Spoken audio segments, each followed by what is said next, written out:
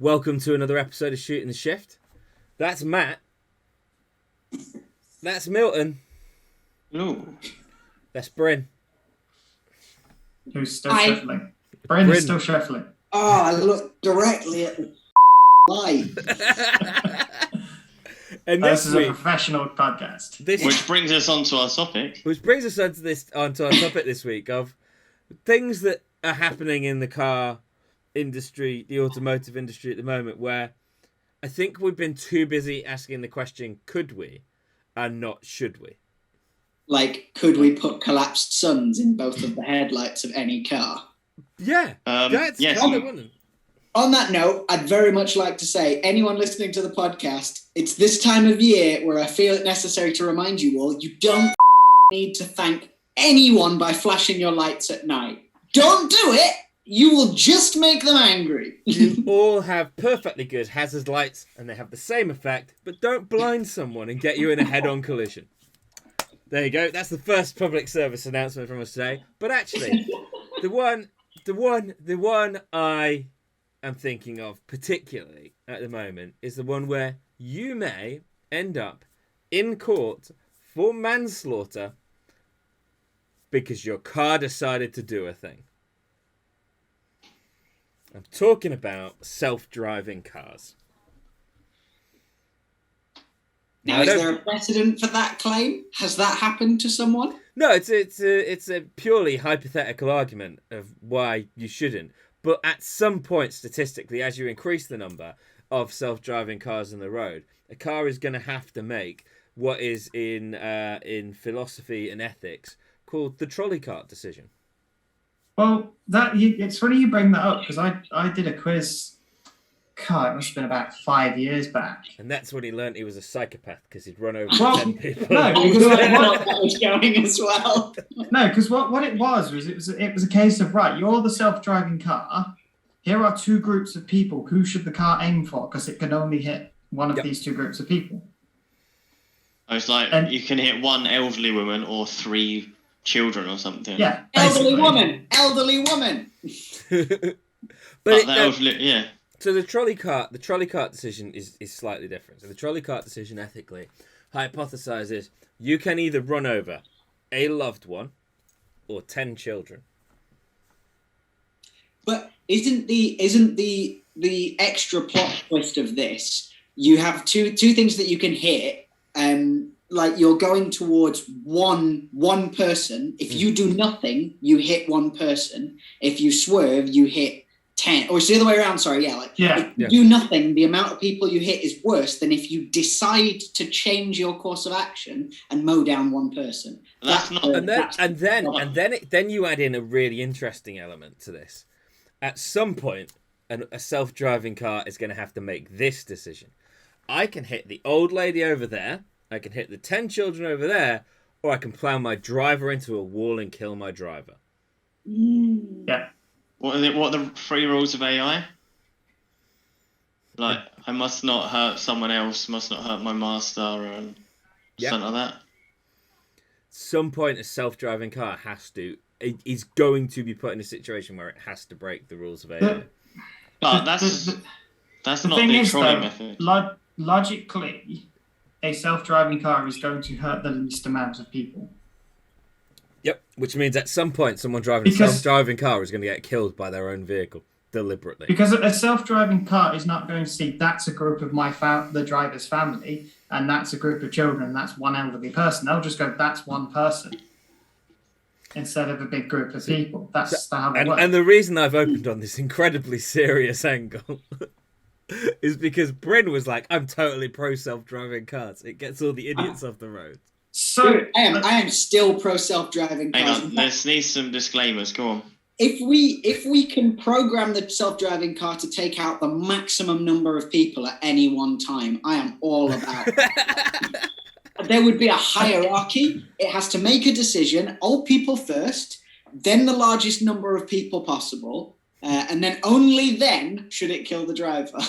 Okay. But Bryn, does it work out the large group as in, would it pick 4 fatties over 5 children, or is it gross weight? That's all in the implementation. That depends on the sensors available at the time. It's just going to go for biomass, probably.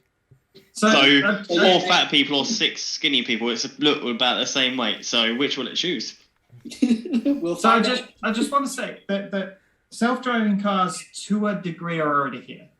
You see that with Tesla and their autopilot, which isn't auto, but it is auto. And as much Google as have been doing it, and Honda, Nissan, everybody's around working on it at this point. But they've been doing it around the factories for a while. So, self-driving cars are inherently safer than people because people have reaction times and cars don't.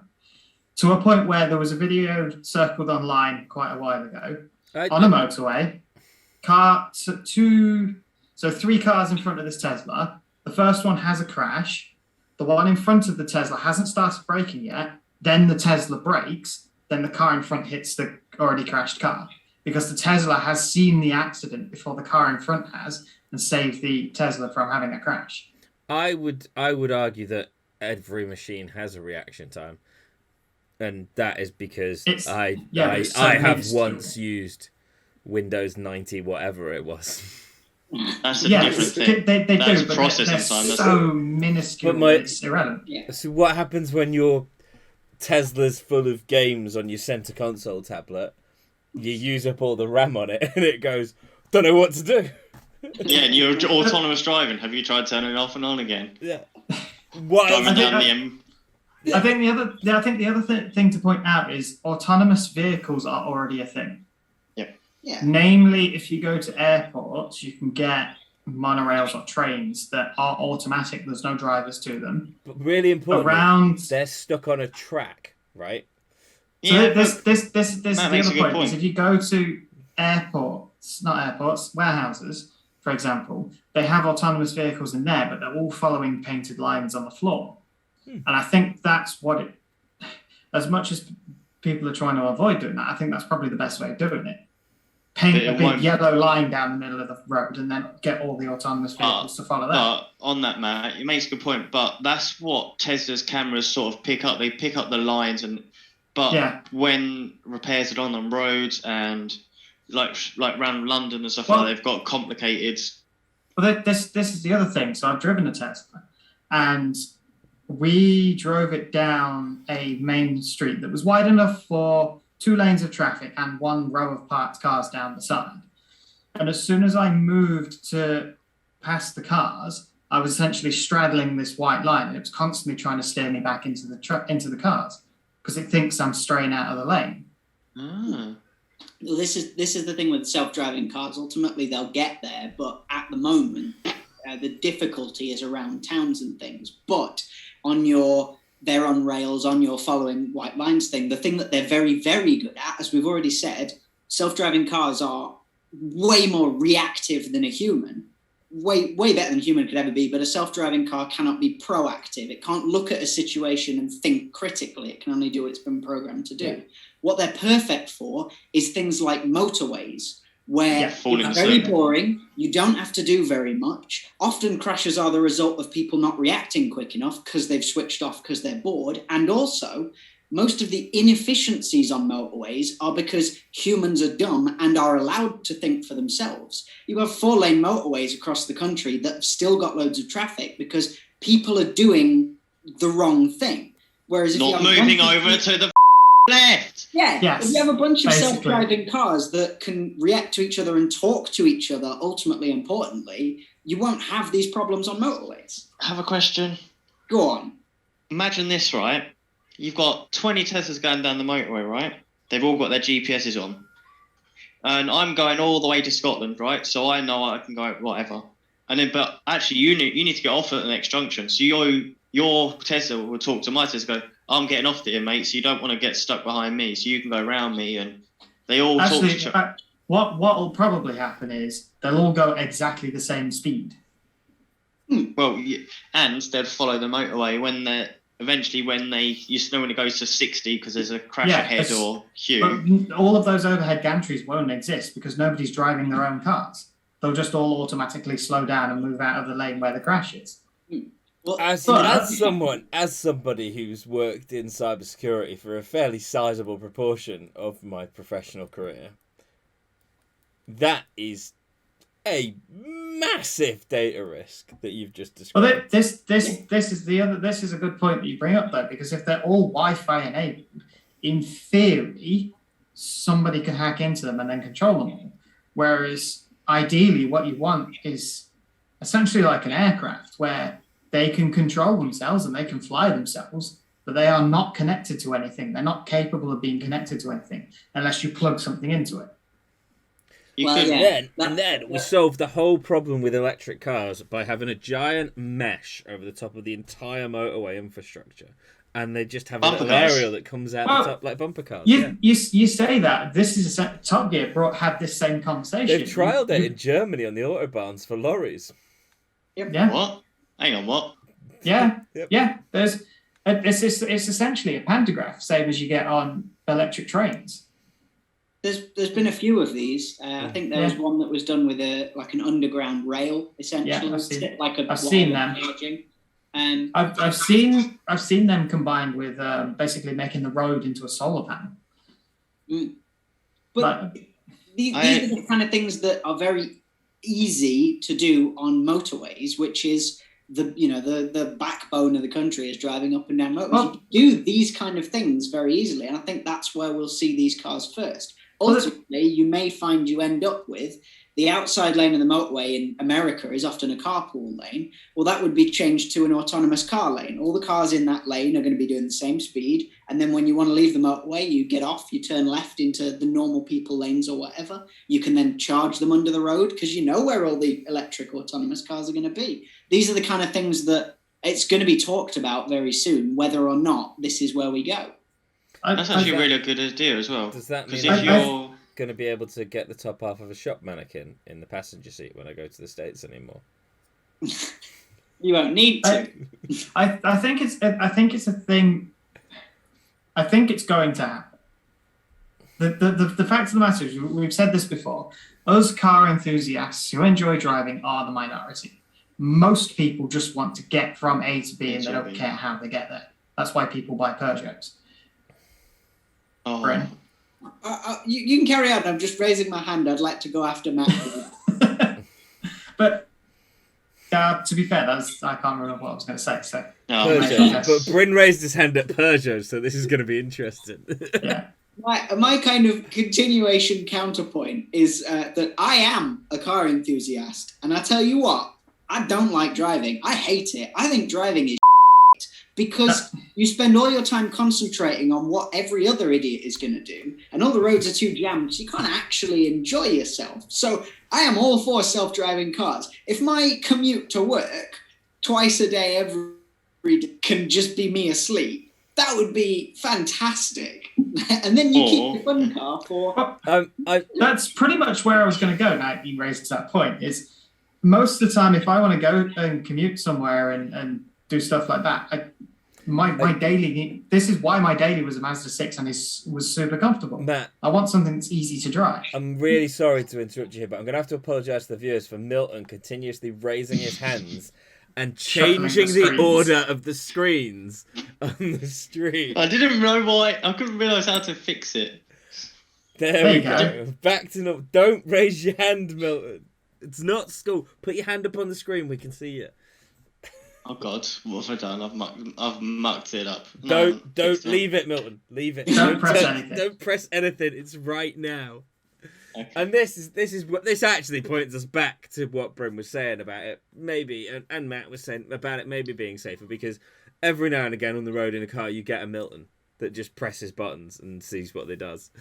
No, it's like just then, like doing something, your focus is on something else and you didn't realise that something else is happening. Yeah. I think it's a really good idea it'll be, even if it's like Tesla's one, it's not fully autonomous, it's assist, if you don't touch the wheel every minute or something. You've got to touch the steering wheel every now and then to say, yes, I'm alive and I'm still here. And if you ignore it, it gives warnings, louder warnings, and then eventually it slowly starts to brake, and then it comes to a full stop no matter where it is. Yeah. But then there's a really interesting part of that, is what if that stops you in the outside lane of a motorway? You shouldn't have fallen asleep, you... And It's probably safer for everybody else that you're not asleep at the wheel. And it puts It's your just hazards station. on, and it's Yeah. you don't just come to an emergency stop. It slowly gradual. applies. Should isn't it it? not? Should it not go right? I can see the rest of the lanes, so I am now going to try and transition to the hard shoulder, where I will then stop and put the hazard. Eventually. Well, that's That the is next what step it will forward, do. isn't Yeah. it?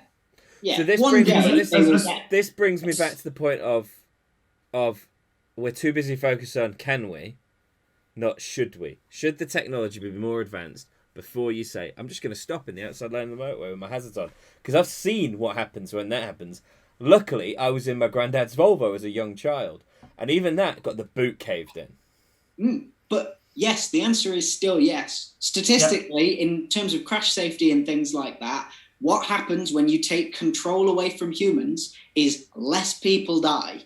You tend to get, at the moment, because obviously the car's not driving themselves, things like traction control and all that, they make people feel invincible. You tend to find more small incidents because people don't have to concentrate as hard. But deaths go down massively because it's very difficult to actually have a massive accident these days. And the same thing happens here. Take control over people. We can't be trusted. Even the ones of us that concentrate while you're driving, you still make mistakes. Everyone in this call has at some point done something you go, hell, that was really stupid. Matt, So, go on, Matt, you go first. I'll give my example.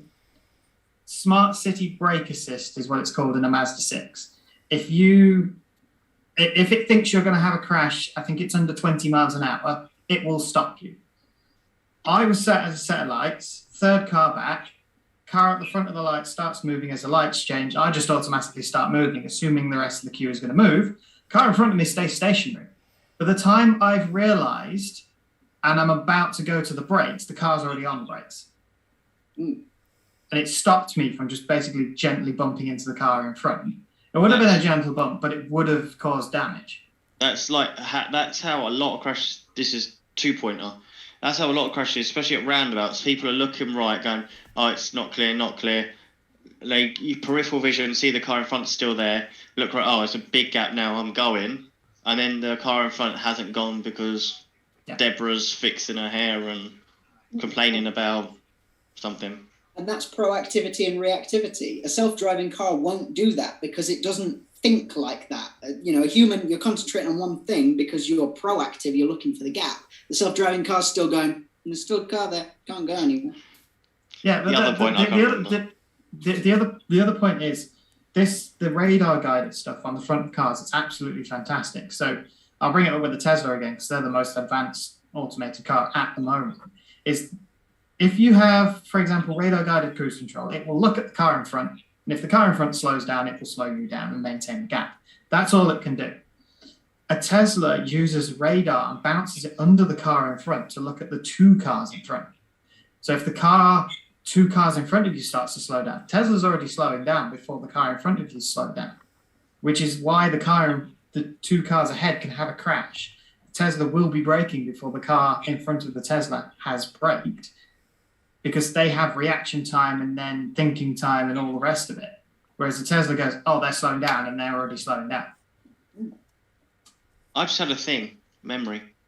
A while back, might have been on Top Gear, didn't one of the autonomous cars say, you can record your driving and then it will mirror it? They had an automated, it was an E46 BMW, I think, and they programmed it to drive the entire track at full racing speed. But didn't the driver have to do it first? Yes. They had to tell it what the track was and all the rest of it, and then it knows where the track is. But it didn't have to have cameras and sensors, and it didn't have to look out for a child sprinting out in the middle of the road. There was nothing else for it, and it's basically the same as autonomous trains. They don't have to have sensors to look out for pedestrians and other cars doing random things and all the rest of it. The difficulty is everything is random, and not everybody's going to be driving an automated car. So people are stupid. The automatic car has to be looking out for everything. And that's the fundamental flaw with them at the moment, is how do you get it to detect all of those things all at once from every direction? Well, that is the hardest part, is actually, integrating an automated car with a society that isn't driving automated cars is harder than making a fleet of automated cars. Yeah, if everybody replaced their cars tomorrow with automated cars, we'd be fine. So with the perfect thing is to put also in lorry drivers, because they can relax, they're not as concentrated, so they're not falling asleep, and then when they get in the city, they can concentrate and not run over small children. Well, there's actually a different way of looking at that, Milts. What you could do is have fleets of lorry drivers based essentially at a park and ride place with their cab, and you drive the autonomous vehicles to there, take the autonomous cab off to take its load back up the motorway, and just put the driver in for the city. I was going to say, the what you'd do there is if automated cars were that good, you wouldn't put a person in a delivery truck. Because at this point, all delivery drivers do in big trucks is drive to the place and then wait while it's unloaded by somebody else. They don't do the unloading. God, So I feel like they invented something like that a while ago. Got a train? Railway. Yeah. But no, it's a continuation of a railway with a little bit more practicality, isn't it? Yeah. the problem with the railways, it's fixed points, which is, to be fair, like a motorway. But lorries can be varying different sizes and go at any time, whereas you're not set to particular times that you're on the railway. So I have a question for the class, but they can wait. Go on, Bryn. I was just like, all right, what if instead of a load of automated lorries, okay, you have one big off automated lorry, or a couple of them, going up and down the motorways, and some smaller automated lorries that add stuff to the back of the big one. Yeah, they just go and automatically couple up. Yeah, a little shuttle that shuttles them forward and back.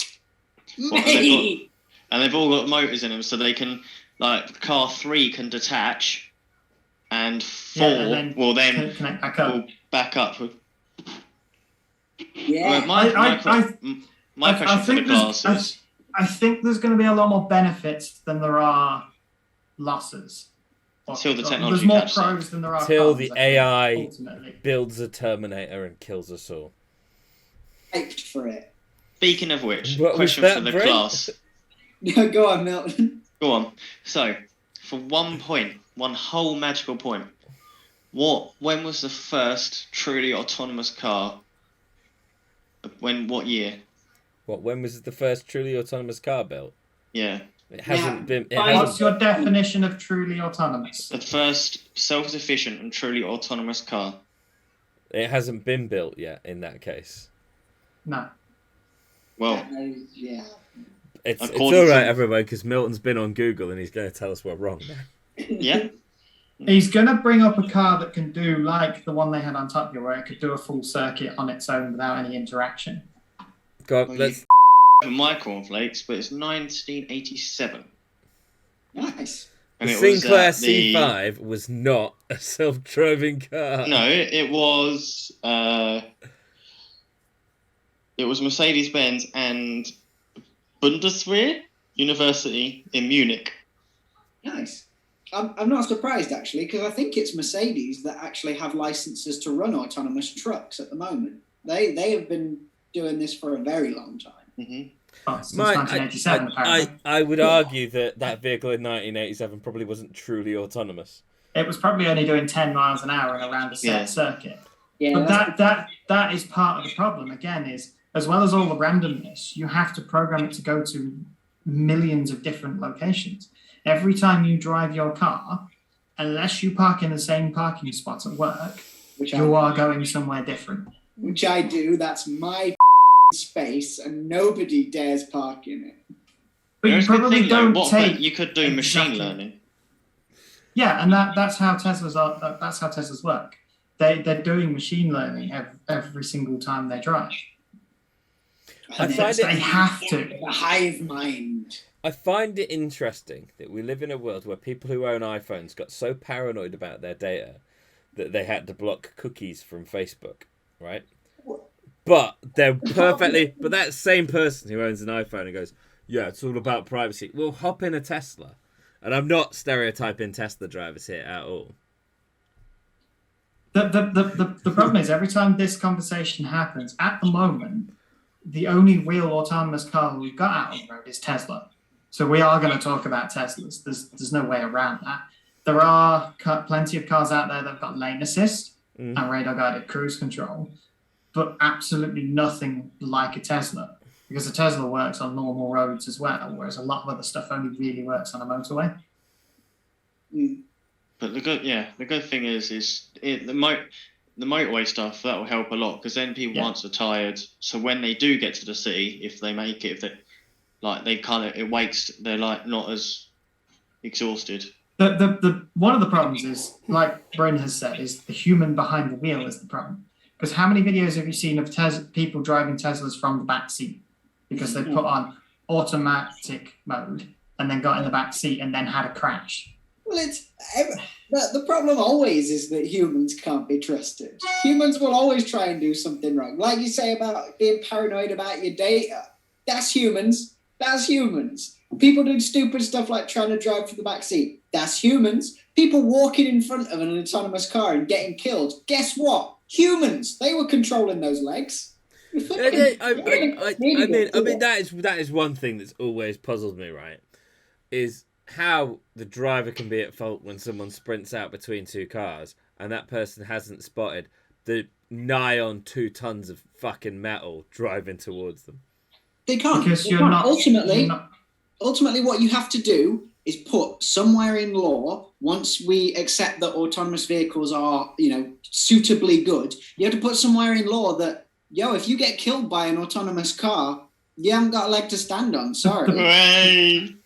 Which then brings us to the next point, right? So, but a less litigious society, a more litigious society than ours, so the Americans, right? America. Some American is going to sue someone because a car killed a relative.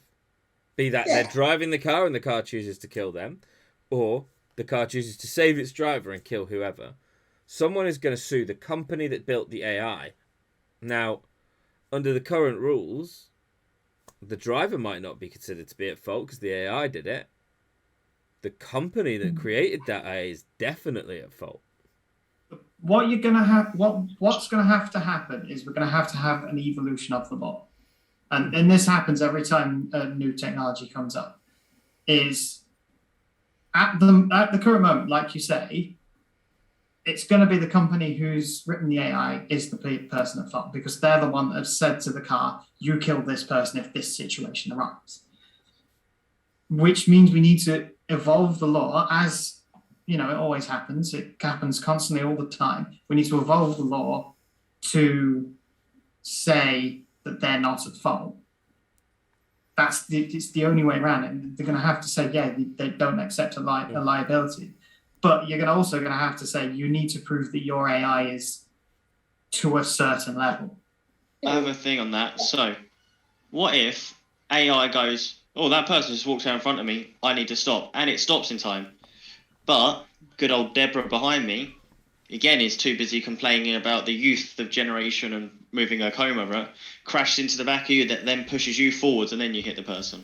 It's the person behind at fault, because you were stationary when they hit you. But that's irrelevant. That's irrelevant. If you were slowing down and you would have stopped, but because the person hit behind you, forced you into it. It's still irrelevant of the autonomous car or not. If I'm doing that in a normal car and somebody hits me from behind, that's because Deborah behind me is not slowed down because she's not looking at the road.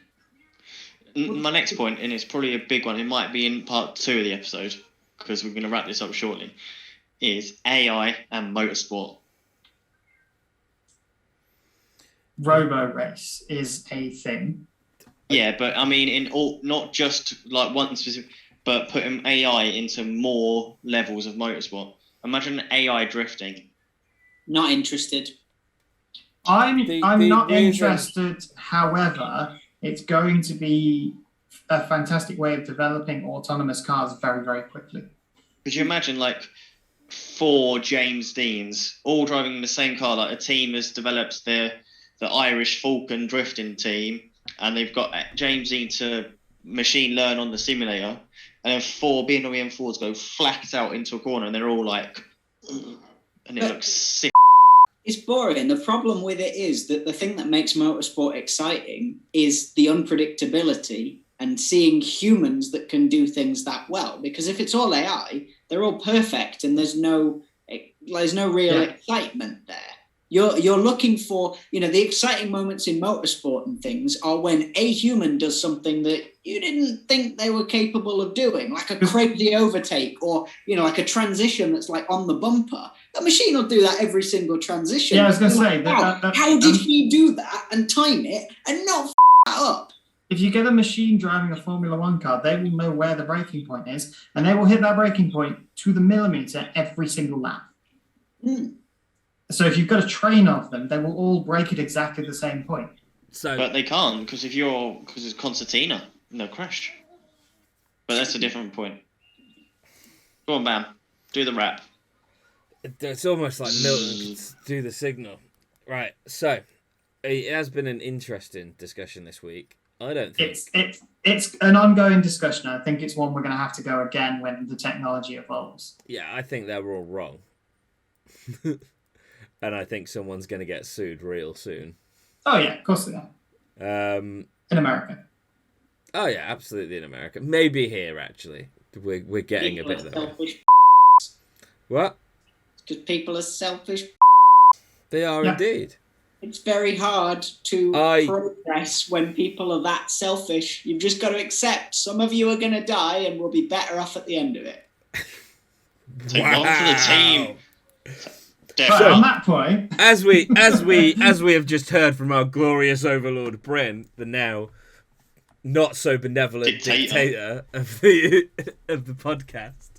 Some of you will die. Some of you are going to die. I'm not pro you dying, so just remember when it comes to the election, when it's me versus Bryn, vote Bam to survive. And the way you can vote is by liking this video. Yeah. One like on this video is Bam. One dislike is Bryn. Yeah. There we go. That's how you're going to vote and engage with this video. So thanks for watching. Look, let us know what you think in the comments. Should we? Yeah. Should we not? Should we walk away from this right now and go, this is a silly idea? Or do you all agree with Bryn that we should just have cars ploughing into crowds of people? Thanks for watching Shooting the Shift. I've been Bam. That's been Matthew. Bye. That's been Bryn. Bye. He's been Boy Wonder. Thanks, Deborah. We'll see you next week on Shooting the Shift. Thanks a lot. Bye-bye. Bye.